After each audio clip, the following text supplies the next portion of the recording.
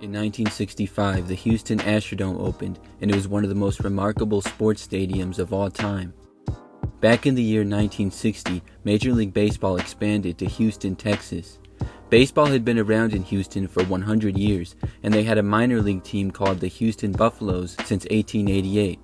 The Buffaloes were a minor league affiliate for the Cardinals for many years, and later the Cubs.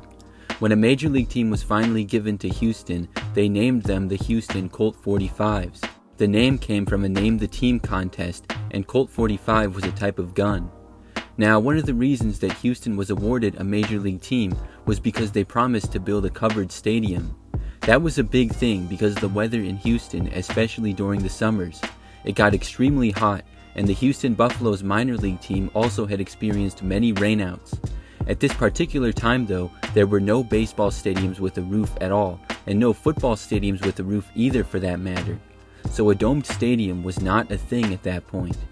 Many years were spent designing the dome, which was prior to when Houston got the MLB team. Construction on the Astrodome began in January of 1962, and the Colt 45s played their first season that year as well. While the stadium was being built, the Colt 45s played at Colt Stadium. It was determined that the Houston Buffalo Stadium was not suitable for an MLB team. Buffalo Stadium had opened in 1928 and had a capacity of just 14,000. So on the site of the new domed stadium that was being built, they quickly built a temporary stadium for the Colt 45s to play in. This Colt Stadium was not very good. The capacity was 33,000, but it had basically no shade at all. I know it was meant to be temporary, so they obviously weren't going to spend a ton of time designing it or making it really cool. But still, with the heat and humidity of Houston summers, it would have been a good idea to add some shade for the fans. Mosquitoes were also a huge problem at Colt Stadium as well. Overall, it was a terrible stadium. But being built right next door was a revolutionary one. For 3 seasons, the Astrodome was constructed as the Colt 45s played outdoors. Finally, the stadium was ready for the 1965 season. When it was first built, the stadium was called Harris County Domed Stadium. The team owner, Roy Hofheinz, also decided to change the team name. The Colt 45 gun came from the Colt Firearms Company, and they wanted a cut of the merchandise from the team. So because of that, and also with moving into the new stadium, they changed the name to the Astros. Houston is the space city, and the original idea for the name was the astronauts, which were very popular at the time. They ended up going with Astros, and so the new stadium was called the Astrodome. When it opened, it was the first indoor stadium for baseball, and it was pretty amazing. It was designed to be multi-purpose as well, so that it could have the ability to have football in the future. There were several main decks rounded around the playing field, and in the outfield there was just one level of seats. The roof was very interesting to look at, and we will talk about that more in a bit. The first game was an exhibition against the New York Yankees on April 9, 1965. The Houston Astros beat the New York Yankees in front of a sold-out crowd of over 47,000 fans. Mickey Mantle hit the first home run in the new stadium. One interesting thing is that the Astrodome originally had natural grass on the playing surface. There were transparent window panes on the roof that allowed light to go through so that the grass could grow. However, this made fly balls difficult for players to see, and they complained about it. It was so bad that they ended up painting all the panes white so that it was easier for players to track the ball. But this ended up killing the grass, and the conditions got worse and worse. Eventually, all the grass died, and the field was completely dirt, so they just painted the dirt green in areas where it had been grass. As the season went on, the Astros' performance was about the same as it had been when they were the Colt 45s, but the attendance was obviously much better. When the year was over, the Astros had more than doubled their attendance of the previous year. This shouldn't be much of a surprise considering they had played in Colt Stadium. The Astros finished with a record of 65-97 and missed the playoffs that first year. For the following season at the Astrodome, they knew they needed to do something about the playing surface. They couldn't just keep playing on dirt. They couldn't change the window panes back to transparent either, or the players would be upset. So they invented artificial turf. They called it AstroTurf, and it was a big success. So much so that many other stadiums around the league started to add it to their fields. A couple of years later, in 1968, the Houston Oilers football team moved into the Astrodome. When the football season started, this marked the first indoor stadium for an NFL team and just the second indoor NFL game of all time. The first was the 1932 NFL Championship, which was not supposed to be played indoors, and the field was less than ideal there. And I should mention that technically the Oilers were AFL until the AFL-NFL merger in 1970. So for football, the capacity was 50,000, which was a little higher than it was for baseball at about 42,000. But 50,000 was still pretty small for an NFL stadium. In fact, in 1974, Houston got to host the Super Bowl, but the Astrodome was considered too small. So instead, the Super Bowl was played at nearby Rice Stadium, and over 70,000 fans attended. This was the first time that the Super Bowl venue was not home to that of an NFL franchise. To change from baseball to football, some lower seats were moved around and others were added in. It still looked kind of strange, especially during the baseball season when the infield dirt was also on the football field. In 1969, the Astrodome got the first ever animated scoreboard called Astrolight. It was in dead center field for the baseball field and at one end zone for the football field. So they had the very first indoor stadium, first ever turf, and first ever animated scoreboard for MLB and NFL as well. Over the next few years, many other cities imitated what was done with the Astrodome. In 1975, the Superdome in New Orleans opened as the home of the Saints, as well as the Pontiac Silverdome in Detroit for the Lions. These were both just NFL stadiums, but had domes and artificial turf, similar to the Astrodome. The following year, in 1976, the Kingdome opened in Seattle. This was for both the Mariners of MLB and the Seahawks of the NFL. It had a very similar feel to the Astrodome in my opinion, and the design was very similar.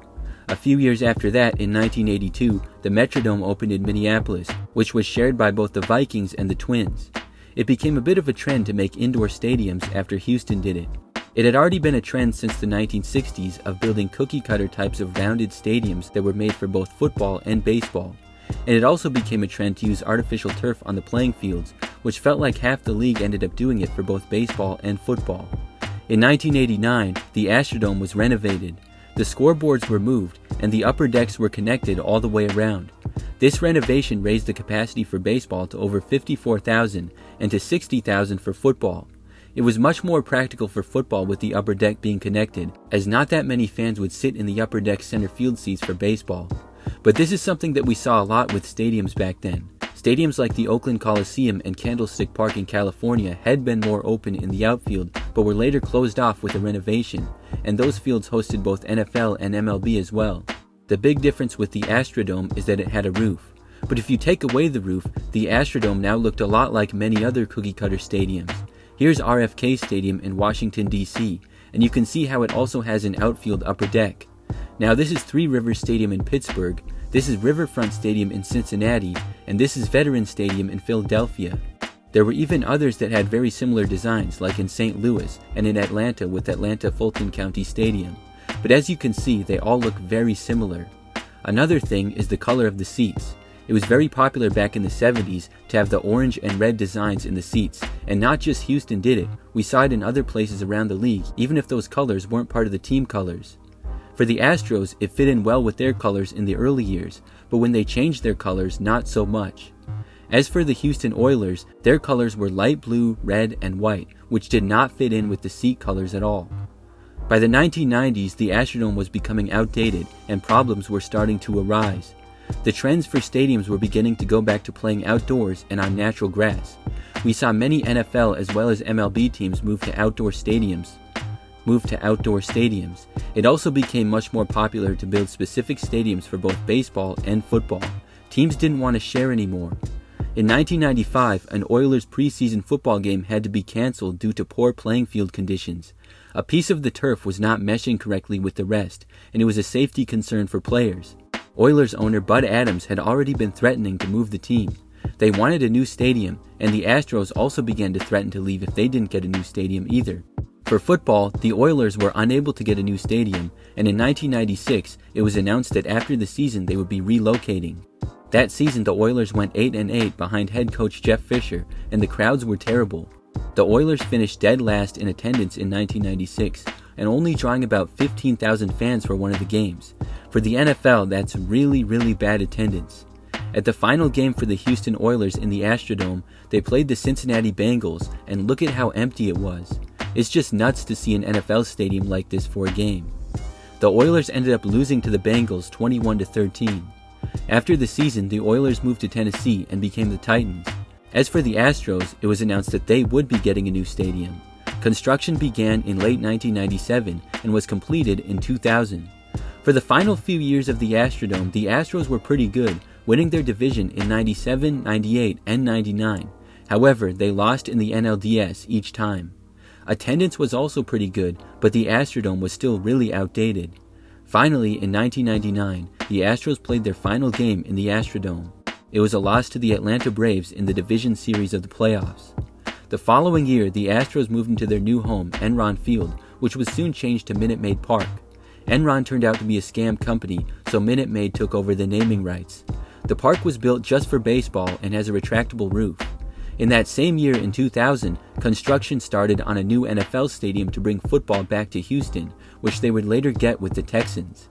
For the Astrodome, after both the Oilers and the Astros moved out, it stayed active for a while. It was home to the Texas Southern Tigers football team until 2004. It was also the home to the Houston Livestock Show and Rodeo until 2002. There were some other events there in the early 2000s as well. In 2005, the Astrodome was used as a shelter after Hurricane Katrina. Into the 2000s, the stadium continued to be more and more outdated and in worse and worse shape. Without a major sports team playing there was not a need to renovate it or update it. In 2002, Houston got an NFL franchise again with the Texans, and they played in brand new NRG Stadium. In 2008, the Astrodome was cited for many code violations. Normally, when stadiums become vacant, they get demolished pretty soon after. However, this was not the case of the Astrodome. The problem is that they built the new football stadium, NRG Stadium, right next to the Astrodome, and there were also now neighborhoods pretty close by. A demolition plan was rejected by the city council over concerns that it might damage the nearby buildings, so the Astrodome just sat vacant and abandoned. Over the years, there have been several ideas of refurbishing the Astrodome or what to do with it, but none have actually happened. Some ideas were turning it into a luxury hotel, an indoor city park, a movie production studio, convention center, or even parking garage. None of these have panned out. The Astrodome has been named to the National Register of Historic Places and is also a Texas State Antiques landmark. Today, the Astrodome still sits vacant, with nothing much going on inside of it. That's all for today's video. Thanks for watching, and we'll see you next time.